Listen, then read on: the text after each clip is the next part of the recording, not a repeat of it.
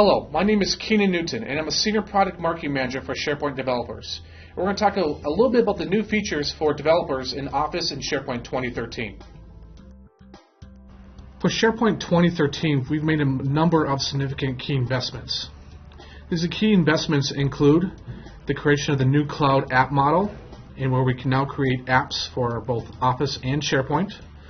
We've also added a new store for both Office and SharePoint where consumers can go ahead and find and download apps, and where publishers of apps have a way to monetize and distribute their apps very easily.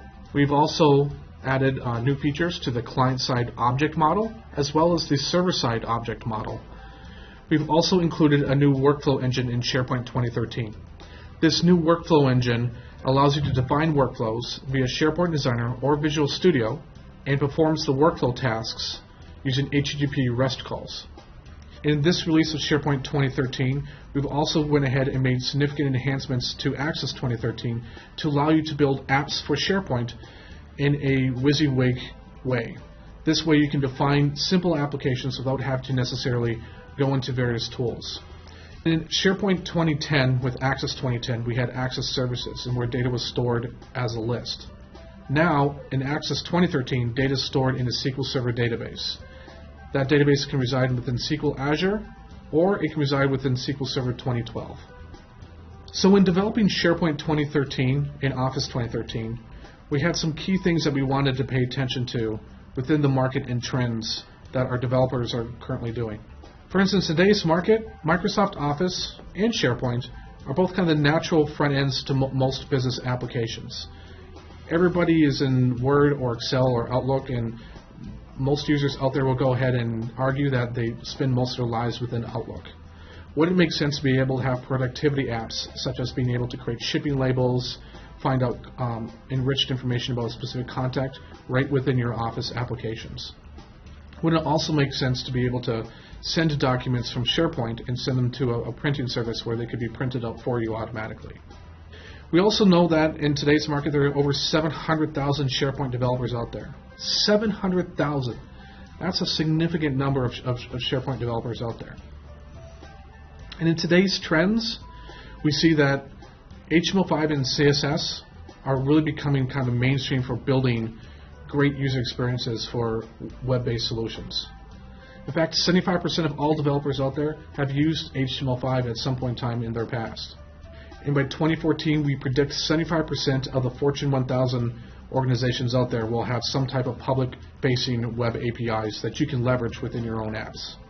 So our key principles for this release of SharePoint 2013 and Office 2013, first, is designed for the cloud. We want to make sure that when you're building applications that you can build them very easily for the cloud and on-premise. We want to make sure that development experience is consistent. So the way you build apps for on-premise is the same way you build apps in the cloud. And we also want to give developers choice in how they build applications.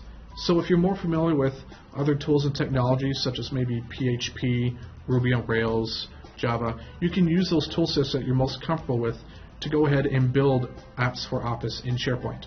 Because apps for Office and SharePoint support common web standards and building solutions. So the result is a new cloud app model. And this new cloud app model allows you to create a new class of apps that will satisfy existing and new scenarios and provide new user experiences for your customers.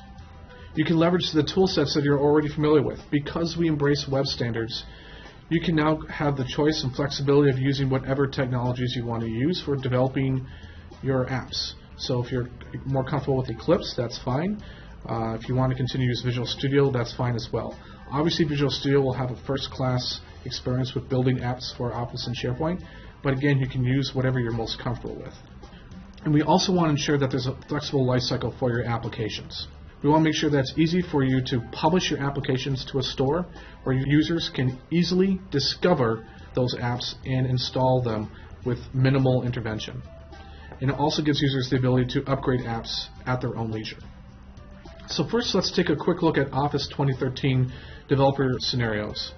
Office 2013 introduces a new extensibility option for developers to create custom business solutions. Developers can build an app for Office, new to Office 2013, to enhance the experience when users are working with Office 2013 clients.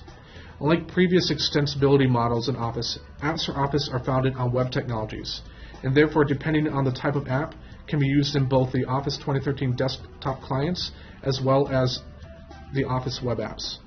There are 3 different high-level scenarios that this new model supports. Each builds on the previous scenario. The first is the app for Office itself. This is the smallest unit of customization.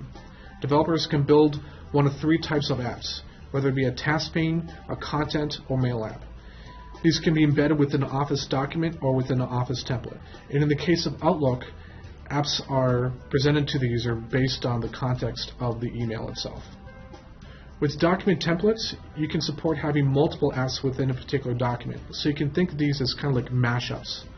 So you can have one app that's maybe a task pane app that's pulling in information, let's say from a search engine, and you can have another app that's looking at line of business information.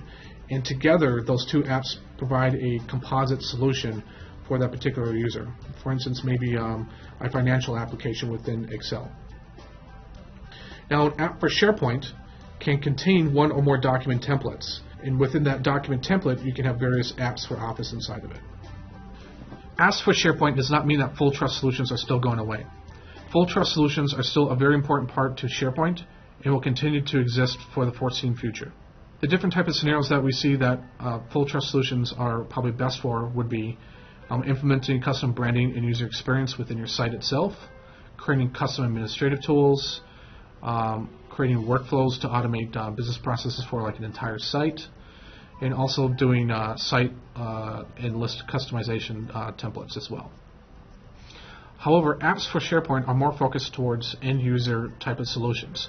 For instance, for a SharePoint hosted app, we have things like an expense calculator or a holiday request, which are relatively simple type of applications. For cloud-based apps, such as provider-hosted or auto-hosted apps, more robust type of applications like event registration management, help desk support, and product defect tracking databases would be ideal for these types of apps for SharePoint. To summarize for this module, we talked about the new features for Office in SharePoint 2013 to include the new capability of apps for Office in SharePoint.